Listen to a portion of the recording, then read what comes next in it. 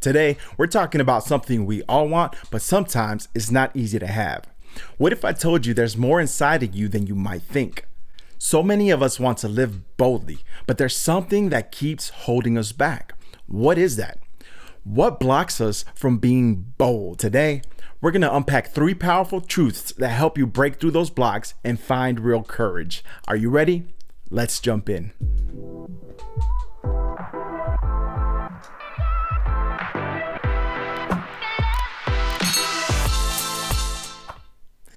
Welcome to the Road to Kingdom podcast, a place for men who seek to live with purpose and leave a legacy.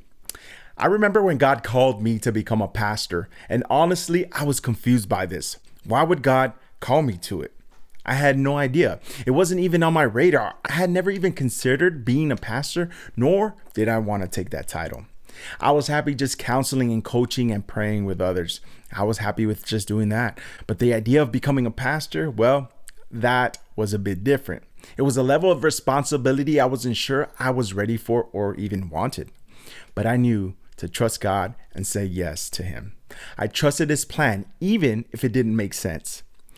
I didn't feel qualified for this role, but I knew I had to trust the process. I remember those early days as a pastor laying on my face, asking God to lead me and show me the way.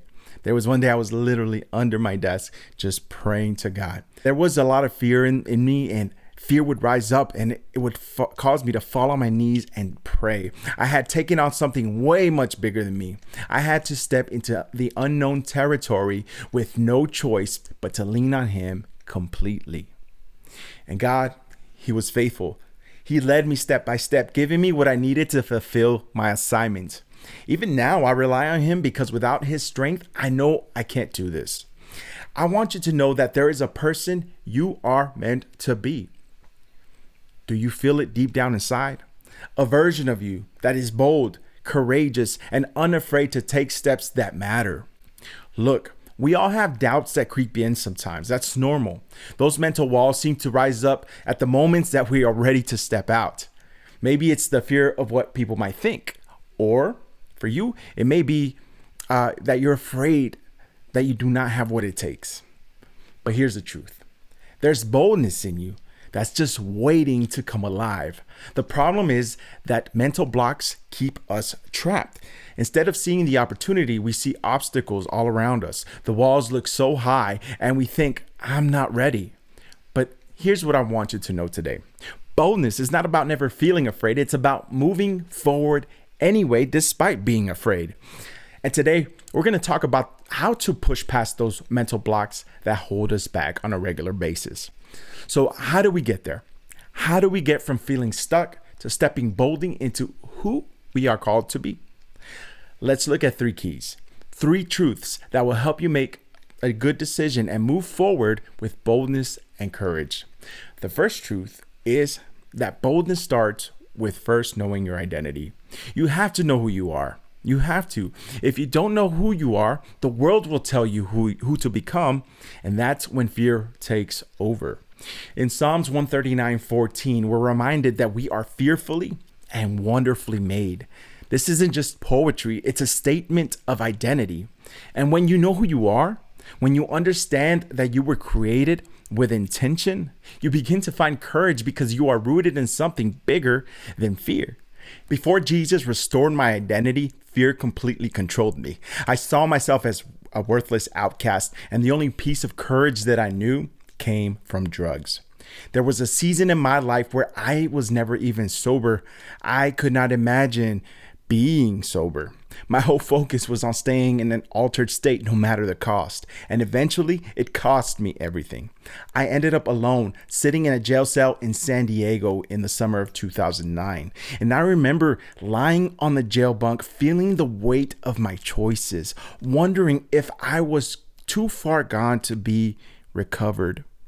But I surrendered to God. He showed me who I was, and He began to restore my mind and my life. He gave me a new identity. Did you know that a strong sense of identity reduces anxiety and makes people more resilient? Think about that. Just knowing who you are can help you stand up against fear. So ask yourself this week, Who am I really? Write it down. Remind yourself daily that you're designed for a purpose. The second truth that will help you is that boldness grows when you face your fears. Being bold doesn't mean ignoring fear, it means you face it. Courage isn't the absence of fear, it's the choice to keep moving forward even when fear shows up. Joshua had to step up to lead after Moses, and he had some big shoes to fill. In Joshua 1:9, God says, "Be strong, be courageous, do not be afraid, do not be discouraged, for the Lord your God will be with you wherever you go." Notice, God didn't say, "Don't feel fear." He said, "Be strong." So he's implying that fear will happen, but be strong in the middle of it. Being strong is an action, it is not a feeling. Studies show that when we face our fears, we actually start to rewire our brains to be less afraid. There's a therapeutic process called exposure therapy. The more you step forward into what scares you, the smaller that fear becomes. Exposure therapy comes from a behavioral psychologist named Joseph Wolpe, and in the 1950s, he pioneered techniques for treating anxiety. His approach was to expose patients to their fears little by little, pairing these exposures with relaxation techniques and allowing them to unlearn their response to fear. So here's a challenge for you. Identify one thing that scares you and take a small step forward towards it. Don't try to conquer it all at once. Just take that first initial step. Now, the third truth that will help you on your journey is that to understand that boldness comes from the right mindset. If you want to be bold, it starts with thinking bold thoughts. Proverbs 23:7 says, "As a man thinks in his heart, so is he." What we focus on grows. And if you're always focused on what might go wrong, well, guess what? Fear will grow. If you focus on what could go right, if you fill your mind with thoughts of courage, boldness, purpose, that courage then starts to grow. It starts to make room for you in your mind. When we intentionally change our thoughts, we challenge ourselves to change how we respond emotionally. In modern therapy, this is called cognitive reconstructing. It's a way of catching negative thoughts and replacing them. So the next time you're about to step into something new and the voice of doubt starts taking over, challenge it, replace it with what could go right. Ask yourself that question: what can go right if I move forward in the middle of this fear? What if this fear transforms my life? What if it's a test challenging me to go further? Philippians 4:8 says it this way: "Whatever is true, whatever is noble, whatever is right, whatever is pure, whatever is lovely, whatever is admirable, if anything is excellent or praiseworthy, think about such things." So here's the plan. Know your identity. Root yourself in the truth of who you are in Jesus.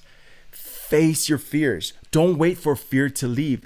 Take the first step, and then fear will leave and follow your action. Renew your mindset. Start catching those negative thoughts and replace them immediately. You don't have to be fearless to live boldly. You can be bold in the middle of that fear. You just need to be willing to take one step at a time, facing your fears head on. When you start doing these things, you'll find yourself stepping into situations with confidence. You'll stop worrying so much about what people think, because that's a big one. Instead, you'll focus on what matters and act with purpose. You'll look back at your life and see that you have become more bolder and more courageous. But if you don't start doing something different, you risk looking back with regret. Regret is heavy. It's the weight of missed chances, of knowing you could have done more, but didn't because fear got in the way. Don't let that be your story. So here's my challenge for you this week.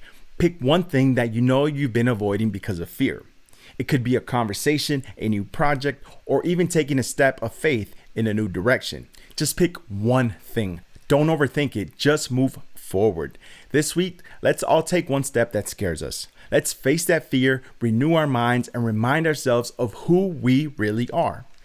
If this encouraged you, don't keep it to yourself. Share it. Send it to someone who needs a little push. And let's all start stepping into boldness this week. Boldness isn't a feeling, it's a decision. I'm rooting for you, and I know there's so much more inside of you that you may realize. Remember, boldness doesn't come from having all the answers. It comes from knowing who you are and taking the first step. Go out and live courageously.